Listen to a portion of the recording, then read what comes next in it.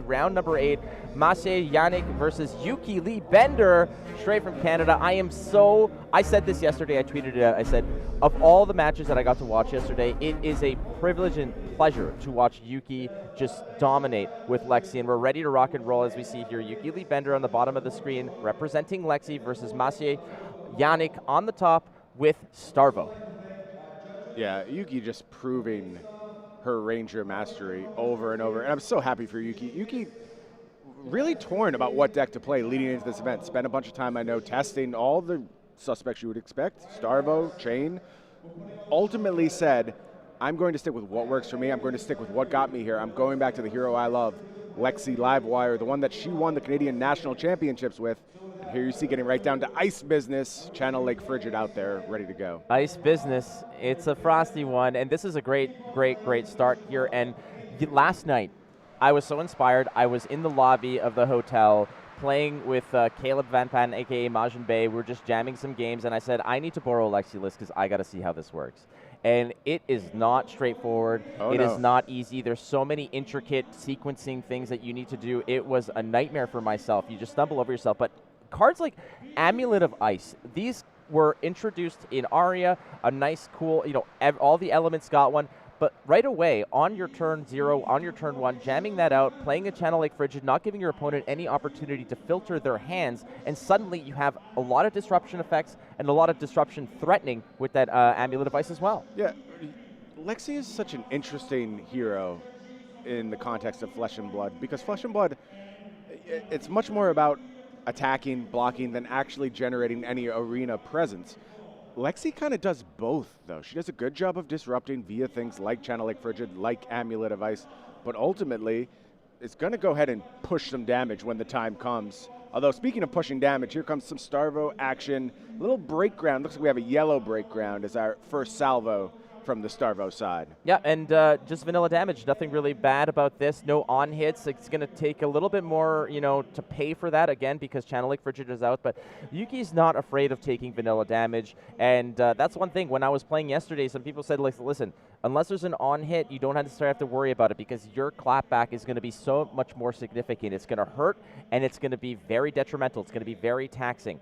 So the Tunic's going to go up here, and again, with that Channel Lake Frigid out, we're going to see if Yuki's going to be able to actually maintain a second turn of Channel Lake Frigid, flipping the ice card in the arsenal. Now, Lexi Livewire's ability is one that, you think it's almost unfair in the sense it's like just instant frostbite, no on hit, no nothing. Yeah, and this leads into that whole plan that Lexi has. It disrupts you in so many ways. Those frostbites are so problematic to play through on a regular basis. But that's not all you have to contend with. You have to deal with the damage that's coming from all of these arrows that Lexi is able to force through into the arsenal via that Voltaire. So Icequake is the opening salvo here. A non-attack action is going to lead into another, there's the attack action. It's going to get fusion. Now, the beauty of this Icequake is not necessarily just the +3. It has some real detriment to it. Yeah, and it looks like that's going along with a Frost Lock here, I believe, from Yuki. That's going to, again, add to just this problem of how do I go ahead and defend while maintaining something I can do on my own turn. All these Frostbites, all these Channel Lake Frigids, all these on-hit effects from these arrows, you have to really ask yourself, how am I going to play through this and how am I going to produce my own damage when the turn comes back to me? And I love this. These are pros. They've seen every card inside out. You read it anyway, Flake. You got to read it. Make sure you double-check. Cross your T's, dot your I's. That's what you do when you're at the highest level of play. And that's beauty of the deck building process as well, is that Yuki's presenting cards that might not necessarily be on top of everyone's list. Finding those little margins where you can be very disruptive. Not only that, but also playing with the Amulet device, which was now used. And again, the Amulet device can be activated upon a fuse, and Yuki's just basically loaded with ice cards here. But what we saw yesterday with Yuki is that typically when people look at Lexi, they're saying I either go wide with lightning or I go tall and disruptive with ice. She did both. Yeah, she has absolutely all the tools in the deck. You combine Rain Razors with Bolt and Shot, and you can produce aggro starts out of very little actual material. It just combines so well with all the tools in the kit. to produce damage out of nowhere. So out of the arsenal, revealing Winter's Bite Blue, forcing Maciej to go ahead and basically pay 1 or discard. Usually pay 1 is the way to go. We're going to possibly maybe, I see there's a Flash, I believe, in there, or a Lightning Surge it might be. There's also a Spinal Crush in the hand. Usually in this case, you just pitch a blue, pay for the 1 cost that and that's float the 2 in case there's other payments that you have to make. But this is kind of like that, test the waters type of move here. We're going to go ahead, just open up with the Winter's Bite. Yuki just, dipping her toe into this turn, seeing how she wants to play it. I love how much Yuki focuses on always having that ice card in the arsenal. Always wants to get value out of that Lexi ability, even willing to slow down previous turns to some extent to make sure that's the case, because you just, as Lexi, your damage output is not there. It's not going to keep pace with Starvo. You have to annoy them. You have to pester them. You have to make sure you're asking questions that change their answers. And that's what Yuki is so good at. Absolutely. So she's going to load the bow with Voltaire here, choosing Go Again as the option, presenting Endless Arrow. I love Endless Arrow. There's no better feeling than when your Endless Arrow hits and it just pops right back into your hand, ready to go again. Yeah, that slapping twice with the same card in 1 turn, it almost feels like cheating in a regard, but 4 is already an awkward number. We're going to present, okay, so here comes some equipment. Yeah, this is a big deal. Anytime you can get equipment as the quote-unquote aggro player in the match, and like we mentioned, Lexi, not a hard aggro deck, but is going to be the aggressor for most of this match.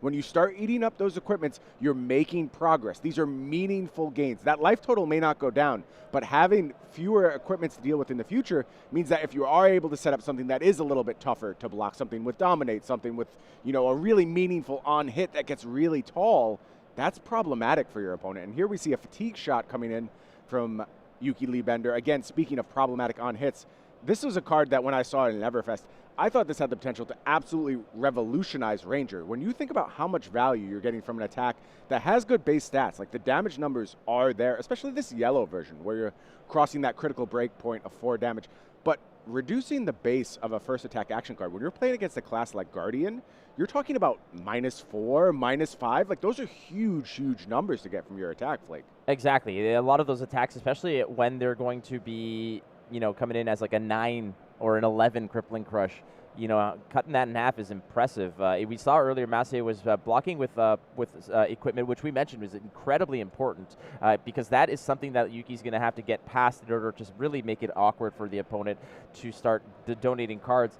Maciej now is going to be dropping a Channel Lake Frigid, and that is going to really hurt Yuki's ability because not only is it the attacks that are going to cost more, the bow is going to cost more. The flipping of the arsenal is going to cost more. Everything. It's so hard for the Lexi players to play through. And, it's one of Lexi's best cards, too. But you see what it's going to do from the Bravo side as well. This will really put the brakes on Yuki's plan.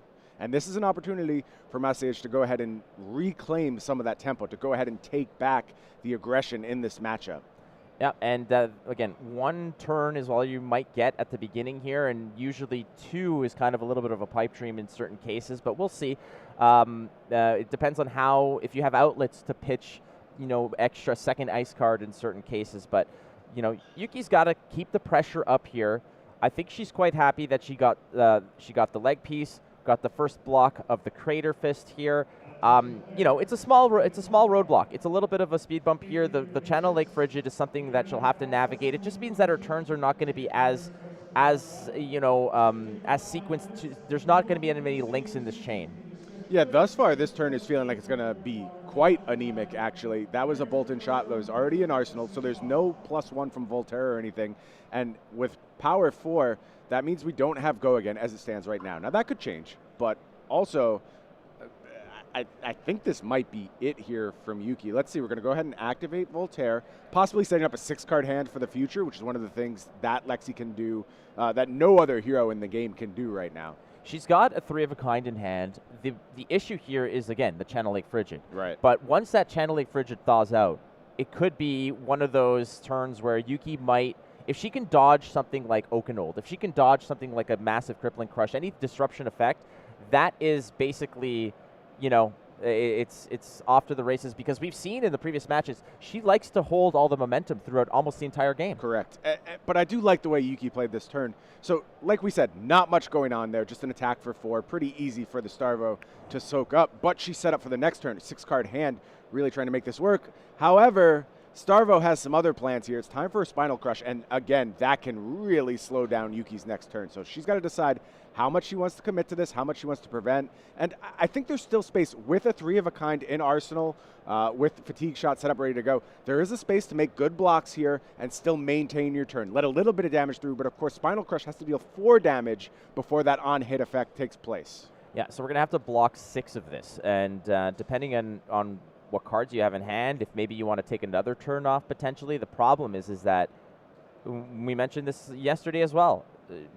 Lexi doesn't have equipment that blocks. It's all utility. Correct. It's not defense. So this can be problematic in terms of being able to really value block these and maintain a good hand, because right now what she's presenting is, I think she's presenting 6 block here. It does look like it, and that'll maintain a pretty good turn for Yuki, but you see she wanted the monster turn here. That's what she was playing towards. She was really trying to go ahead and put Maciej on the back foot, and it's going to be challenging with only a 4-card hand, even if 3-of-a-kind is going to be able to juice some. And actually, Yuki's saying, in that case, I'll just commit more defensive resources here, and I'll go ahead and do a full block of this Spinal Crush. And I think this is fine, because like you mentioned, she's looking for that big explosive turn. Yep. You know, that draw 3, play 3 and it was all lining up perfectly, Flake. She had the Feyendel Spring Tunic ready to go. It was really well set up.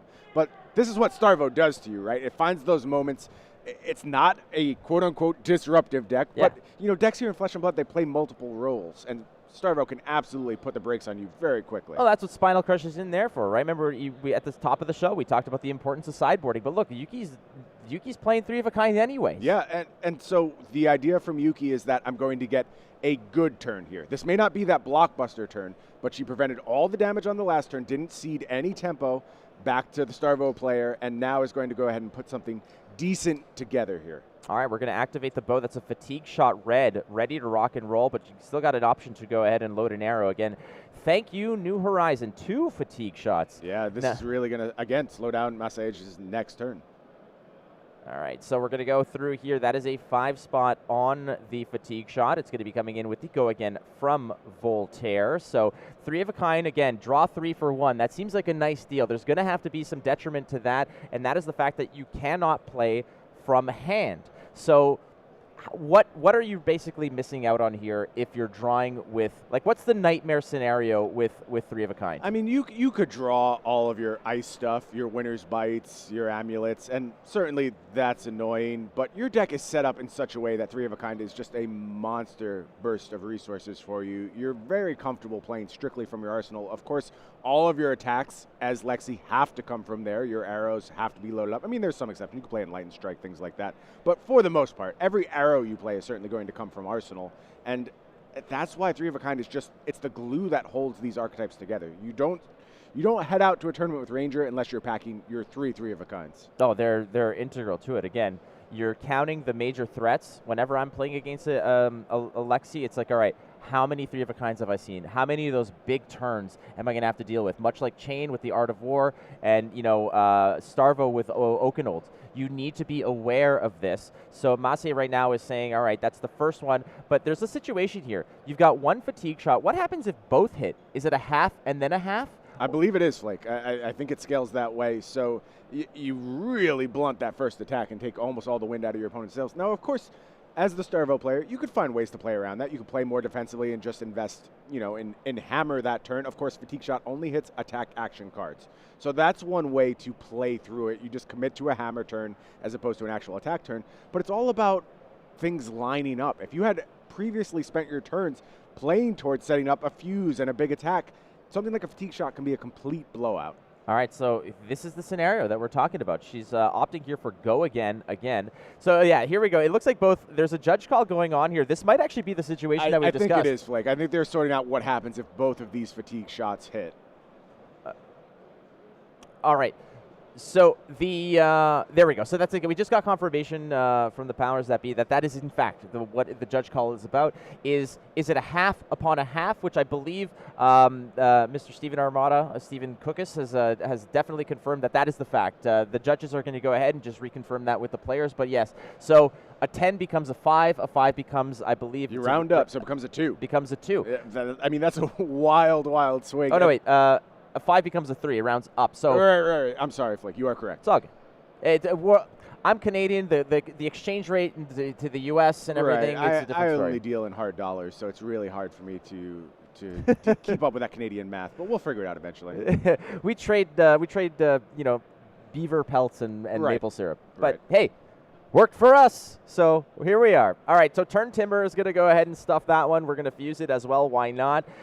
So again, interesting judge call. Again, clarity is so important here because the stakes are so high. Absolutely, yeah. You will see these players go ahead, cross their T's, dot their I's. It's so critical. And speaking of critical, how about a little fusion action? Starvo going to go ahead, activate that hero ability with the 3 elemental types, boosting next attack action. The first one, and again, there's no surprises here. We saw the Turn Timber, so it's going to be a red Earth card here. So this is coming in for 9. Go again. It's a break ground. Split in half, though. And now that only works on that base power.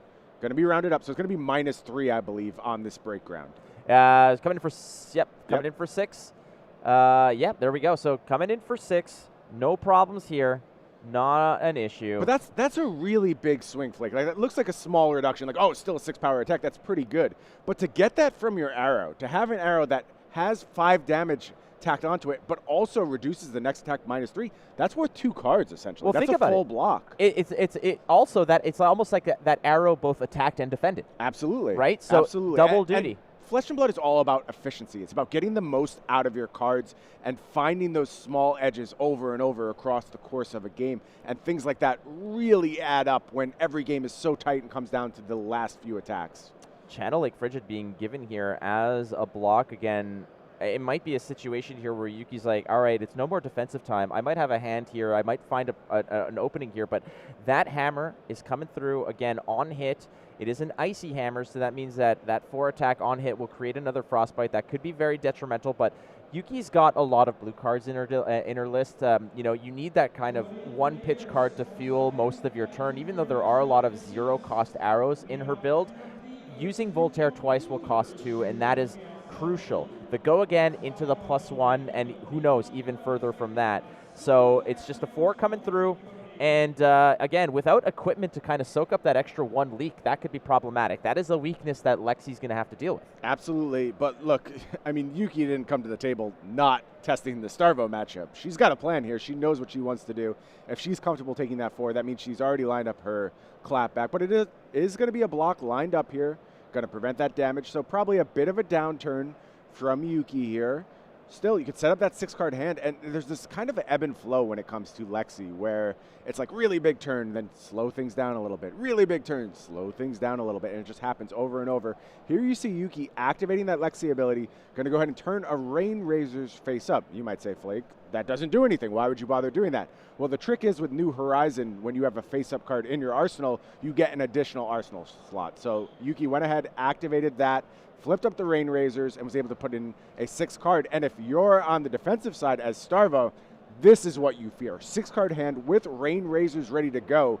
Maciej really would love to find some disruption here. Oh, absolutely. This is the time where he's, that's what you want. Exactly what you wanted to counter that If you can't find a fused Oakenold in this situation, that is the next best thing, I think, especially 100%. for those 6-card hands. And hey, why not we just have a little Ice Hammer Chaser on this bad boy too? Yuki might have to take another turn off, but this could be an opportunity for Yuki also just maybe to filter out the hand, block a little bit of this, and look for a better 6-card hand. She does have the lead on life totals here. She does have the Rain Razors there as well, but like you mentioned, the fact that Rain Razors is out there in the open, there's no more hocus pocus here. It's like having a backstage pass at a magic show. There's not, there's less of that, surprise factor because that combat trick is out there, and Maciej knows that there's going to be a turn where Rain Razors is going to be played, and the beauty of this as well is that if you do play, if you do open with 3 of a kind, that Rain Razors can still be played and held if as at the opportune time if necessary. No, so absolutely, you Flake. don't have to lead with it in hand, and then everything beyond that is, there's no more surprises. It's there, he knows about it, but she could save it if necessary. Well, this might be a situation where Maciej might overblock to respect it, wherein Yuki doesn't have to play it, so she can play it later. Yeah, sometimes the threat of the thing is as good as the thing itself. You can shape your opponent's play with it, and that's really meaningful. It's something that the best players are really, really good at. See, I think a little bit of frustration on Yuki's part. This is the second time where she's really set up a big 6-card hand and is looking to go ahead and put Maciej really on the back foot. And he's had the perfect answer. Channel Lake Frigid here, Spinal Crush before. So just a small block here from Yuki. Looks like a Frostbite is going to leak through along with 1 damage. And let's see how aggressive Yuki wants to play this next turn. Still good resources here.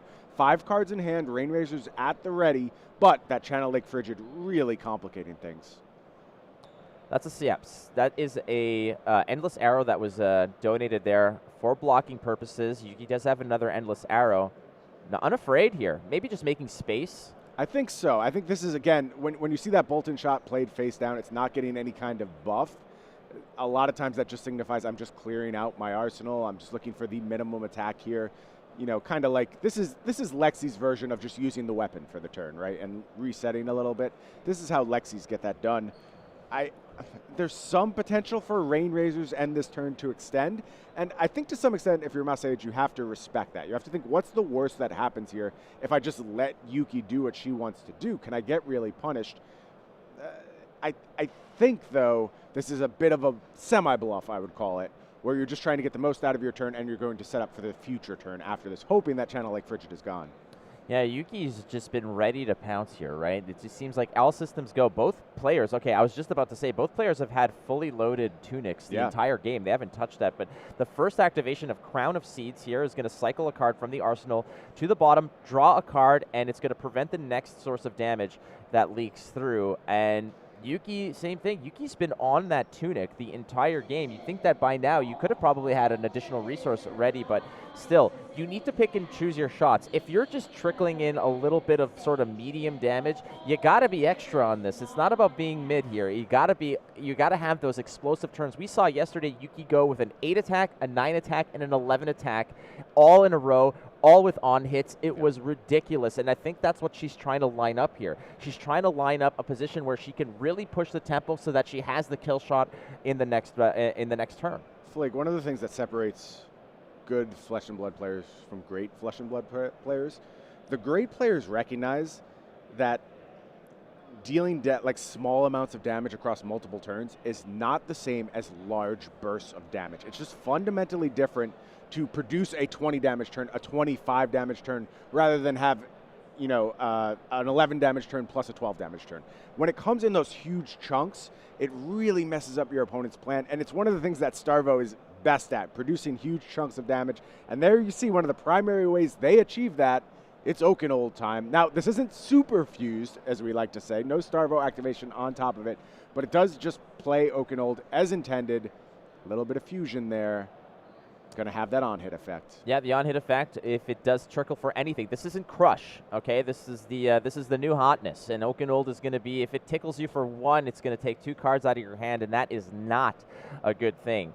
But it is also dominated, and without any equipment help, and I don't think Yuki's playing any D-reacts. I don't believe so. We haven't seen any yet. We don't have deck lists yet. We'll have those when we get to the top 8. Maybe at some point later today we'll start working with deck lists. But, preserving the competitive integrity of the tournament, making sure all these players have secrets on their side still is the choice we've made for this event. So Yuki just going to line up small block here, Channel Lake Frigid, 2 more cards going to go from hand. And something a little interesting here, Flake, Maciej had the opportunity to actually preserve that Channel Lake Frigid for another turn. Could have tried to get 2 ice cards into the pitch zone. Already has an icy encounter there, Frostfang in hand. Instead, choosing to fuse Oakenold, I think it's indisputably the correct decision. The damage, the disruption, you're basically ruining your opponent's next turn anyway. You don't need to prioritize preserving that Channel Lake Frigid. And Maciej doing what I do, which is let the dice decide. I don't want any involvement in any RNG elements at all. If something good happens or bad happens, I do not want to be the one to blame myself for it. But also worth noting here is that Yuki now has no more Channel Lake Fridges. 1 was played, 2 were used to block.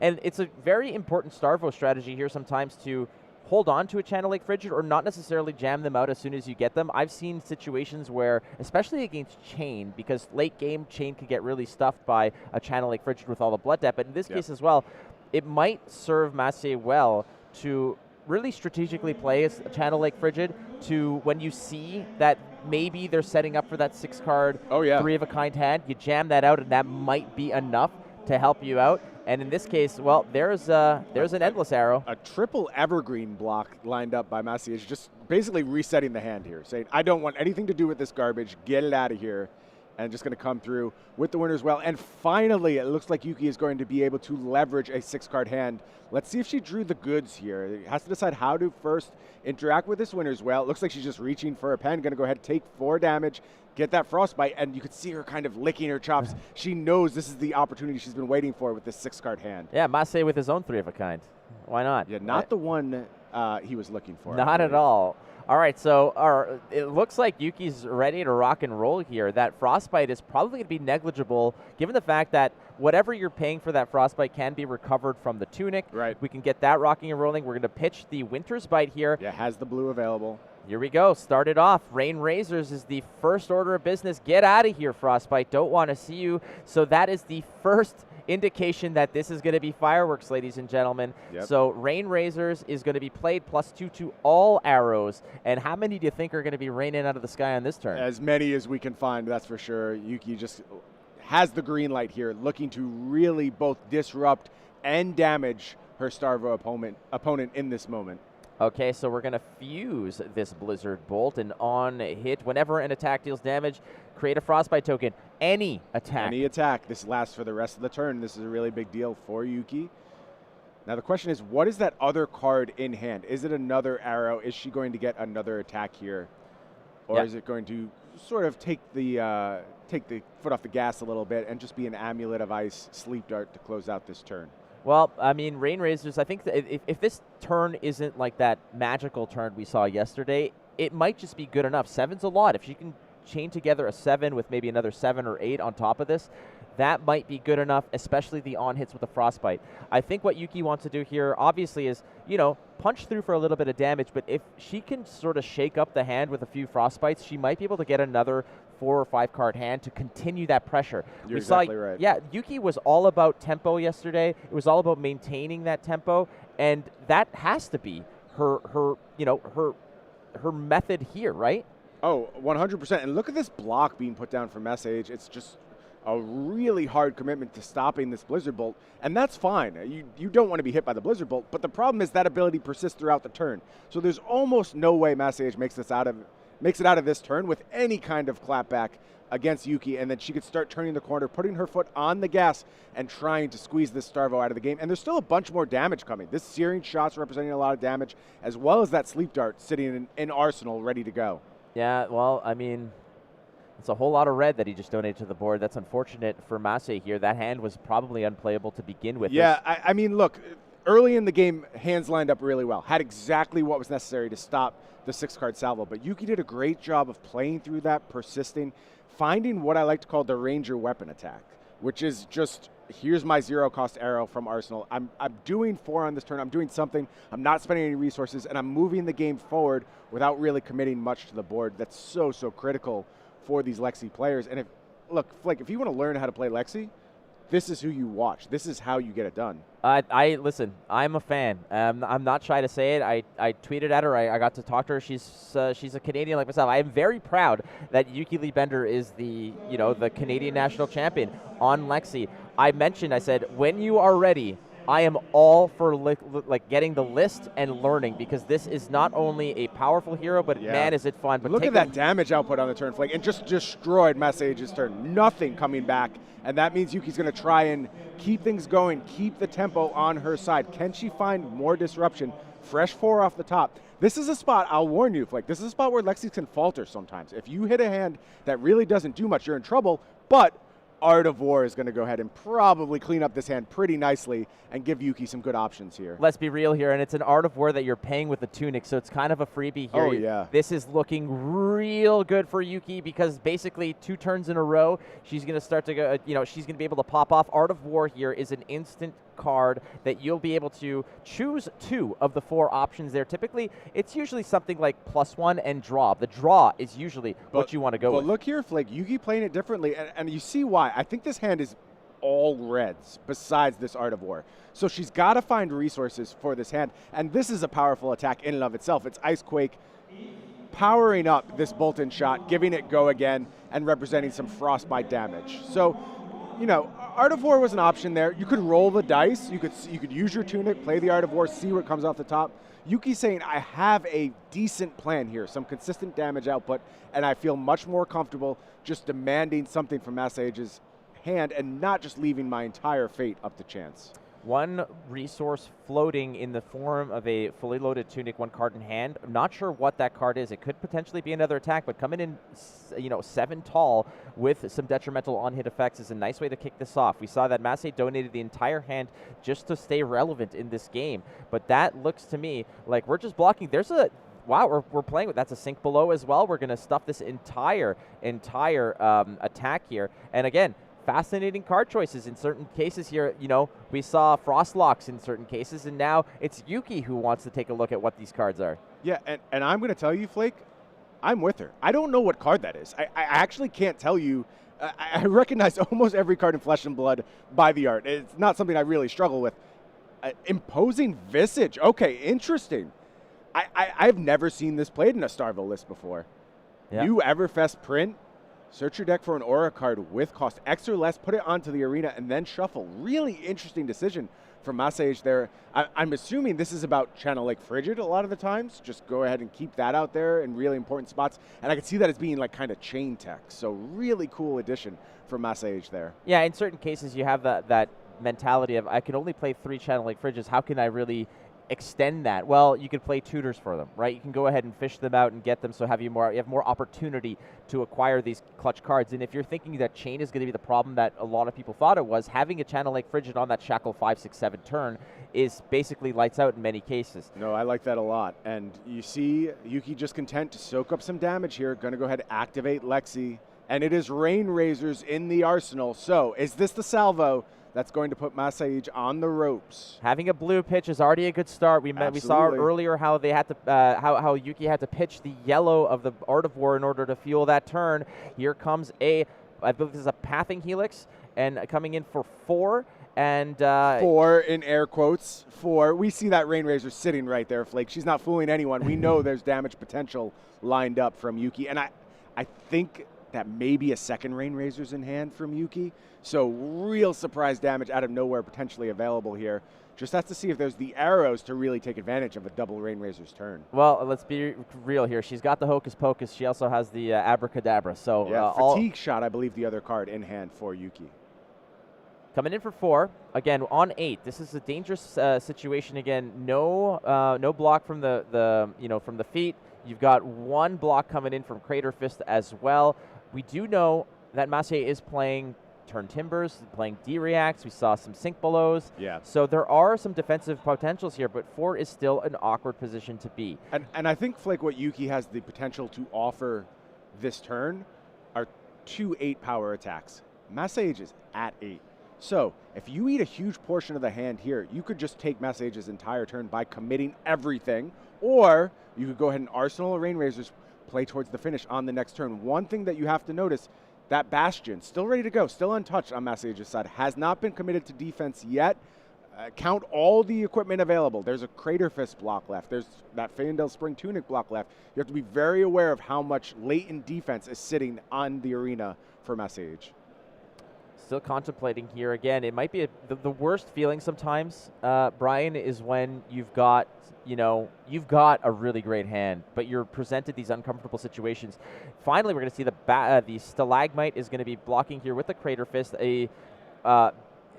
Just the action of blocking with the Stalagmite will create a Frostbite token for Yuki, and that could be enough of a disruption in certain cases. Sometimes you're doing the math and you're like, I have exactly enough resources I need to really put together and cobble together a very powerful turn. And just being able to free block for 2 with Stalagmite it's a nice card to have. It's always a question, it's always a debate. Am I using Stalagmite? Am I using Ram's Head? a lot of a lot of things up in the air. But here comes the Rain Razors, and Yuki is going to pay for this. It's going to go ahead and get rid of the Frostbite token, so that is now a 6 attack, as all the other ones doubling up on that. Why not? Yeah, pushing through that damage. Another option rolled up for Yuki in Arsenal, and Maciej has to figure out how to block here. So that's an 8-point Pathing Helix, which is a great thing because on hit, that'll allow you to go ahead and load up the Arsenal again for free. Yep. Which is a nice way to go ahead and just sort of circumvent. You know, it's nice to have Voltaire. Voltaire is great. It adds a nice little bonus to whatever you're doing. You can still do it, though, if necessary. And if you've got the resources, why not? We're going to go ahead and add 1 to the attack on here, plus the 4 from both of those Rain Razors. Yep, and we are looking at, I believe that's a red fatigue shot, so 9 damage, 10 damage coming through from Yuki. And Maciej has to find an answer here. Are there enough blocks still available? Did not break the combat chain. That Bastion not going to be deployed a second time. Really well done from Yuki, putting Maciej in a hard spot here. At the very least, you've taken Maciej's entire turn, but this could also just be game. Oh, man. Canadian Legolas just firing arrows, like just bing, bang, boom in this case. It's crazy. That's the whole hand. Whole just hand take committed. it. That's a pummel. So Yeah. there are some very spicy techs in here. It's not just about Rain Razors on one side. There is some pummel tech going on Maciej's side. It's just he's never had the opportunity to even present a situation where pummel can be a threat. But that is good information for Yuki as well. The fact that that is something that she might have to respect. Maybe not at this juncture. She's in the driver's seat here, but that is good information down the line because perhaps these two might meet in the top 8. It's a possibility. Always possible. Oh, big draw here from Yuki. Found a 3 of a kind to go along with an Art of War, Flake. This could be the damage output that seals this for Yuki. Of course, no answer from Maciej on that turn, just had to draw up, pass back to Yuki, and now she's going to think about the best way to put together all of these resources. And she is rich with resources. All of the equipment still untouched. Just going to go ahead and say it's 3 of a kind time. Load up 3 new cards headed to hand. Is this the first 3 of a kind she played? This is the second 3 of a kind. Second of a kind, okay. So, Maciej still happy to see 1 gone, knowing that 2's here, but he's in the middle of a nasty sandwich here of 3 of a kinds, and this is going to be a tough spot. Again, at 4, if Yuki can pull together 3 arrows of awkward numbers, that could be it. And Flake, she already has those 3 arrows. Those are available, but there's also an Art of War in hand. So this Blizzard Bolt already fused. Again, if any damage leaks through, there is a huge chance that Maciej's turn is negatively impacted. But what's probably going to happen here is, again, Yuki has gotten at least the entire hand, if not the entire game, Flake. Yeah, the issue here is that with 3 of a kind, that Art of War is unfortunately jammed up and gummed up in the head. Good point. Yeah. Very good point. So this could be a situation where this hand could be pretty devastating. But then if you pocket that Art of War next turn, that could be like kind of a pseudo 3 of a kind in a degree. You'll draw a couple cards. So it might just, what Yuki might be looking for here is maybe not 1 massive turn, given that Maciej's at 4, but just good enough. Yeah, take the whole turn again. Because eat his entire hand. 4 now or 2 and 2, why not? You're on camera. Enjoy it. Take your time. Absolutely. And again, she's gotten the entire hand. And now what is left is another option in hand. And I don't know that Maciej has the blocks left to survive this. Yeah, Bullseye Bracer is going to be used. That's going to load up the arsenal. Fatigue Shot makes its way in. And Fatigue Shot fired. And now the equipment is put to work. And that leaves Maciej at an extremely vulnerable 1 life. Almost no resources here. And Yuki just absolutely looking to finish the job. Yeah. Oh boy. This is. I mean, no equipment left, and you've got the Crown of Seeds, but no arsenal. Yuki's done a very good job of being consistently pressured, and when the pressure has come back towards Yuki, she has been very poised, been very calculated, been very patient. Not to say that Maciej hasn't been very effective in his own turns. He has. He's been very, very aggressive when needed, but and playing Channelic Frigids at very opportune times, playing Spinal Crushes and such to really stop those wider turns. But Yuki's been very patient and very methodical as well. Yeah, speaking of patient, this is the 3rd time she's drawn Art of War. I don't know if she's going to play it again. It might be another pitch situation because she just has really good options, and every time Art of War seems to make its way to her hand, there's not a blue available. But in this case, it looks like we're going to start with this Ice Quake and make a little bit larger attack here. I think that's going to pair up with that Bolton shot. And I think now you want to use that Art of War for surprise value, right? With Maciej at an extremely vulnerable life total, if you can use that to push through damage he was not expecting, it could be enough to just end his match here. Well, then, like, again, he might be thinking, all right, I don't think there's any Rain Razors left. But let's be real, but she's picked all 3 Art of Wars. Yeah, there you go. Absolutely has a follow-up sleep dart, and that's going to take down this match for Yuki Lee Bender. Moves to 7-1 with Lexi. Just a dominant performance on this hero from the Queen of the North.